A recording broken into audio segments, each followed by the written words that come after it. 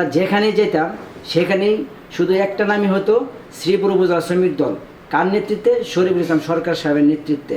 আমরা চাই আমাদের সকলের প্রাণের দাবি, কর্মীদের একটাই দাবি, শরীফুল ইসলাম সরকার ভাইকে আমরা শ্রীপুর উপজেলা পরিষদের ভাইস চেয়ারম্যান হিসেবে দেখতে চাই। বিসমিল্লাহির রহমানির রহিম।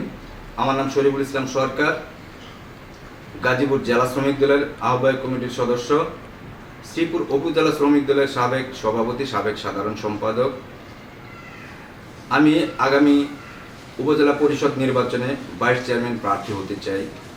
আমি গত দুঃসময়ে শ্রমিক রাজনীতির সাথে জড়িত ছিলাম এবং সর্বসাধারণের সাথে মিশে থাকার চেষ্টা করেছি। যেখানে সমস্যা সেখানে আমি নিজেকে এগিয়ে দিয়েছি এবং সারা উপজেলাতে দেখেছেন গত ফ্যাসিস্ট আওয়ামী সরকারের সময় দুর্নীতির আখড়া গড়ে তুলেছে সারা বাংলাদেশের, ঠিক তেমন শ্রীপুর উপজেলাতেও তাই করেছে। শ্রীপুর উপজেলা পরিষদের কোনো জায়গায় কোনো ওয়ার্ড বা কোনো ইউনিয়নে কোনো ধরনের উন্নয়নের ছোঁয়া লাগেনি।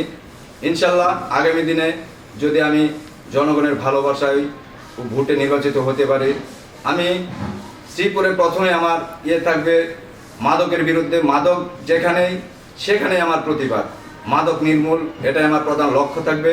এবং শ্রীপুরে যেখানে দুর্নীতি, যেখানে অনিয়ম, সেখানে আমি বাধা হয়ে দাঁড়াবো।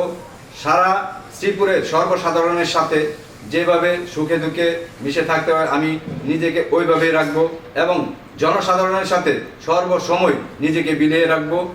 প্রথম লক্ষ্য মাদক নির্মূল করা অবশ্যই আমার প্রথম কর্তব্য থাকবে এবং চাঁদাবাজ, দুর্নীতি, টেন্ডারবাজ এদের বিরুদ্ধে সবসময় আমার হুঙ্কার থাকবে।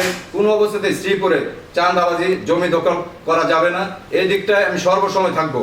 ইতিমধ্যে আপনারা লক্ষ্য করেছেন আমাদের গাজীপুর ৩ অধ্যাপক ডাক্তার রফিকুল ইসলাম বাচ্চু ভাই মাদকের উপর জিরো টলারেন্স ঘোষণা করেছে। তারপর পরিপ্রেক্ষিতে আমি ওনার পাশাপাশি মাদকের বিরুদ্ধে সবসময় সোচ্চার থাকবো। প্রিয় শ্রীপুরবাসীর কাছে আমার দোয়া ও সমর্থন প্রত্যাশী। আগামী দিনে আমি আপনাদের পাশে থাকতে চাই। ধন্যবাদ। শহীদ প্রেসিডেন্ট জিয়াউর রহমান অমর হোক, দেশনেত্রী বেগম খালেদা জিয়া অমর হোক, দেশনায়ক তারেক রহমান জিন্দাবাদ, জাতীয়তাবাদী শ্রমিক দল জিন্দাবাদ। সকলকে ধন্যবাদ।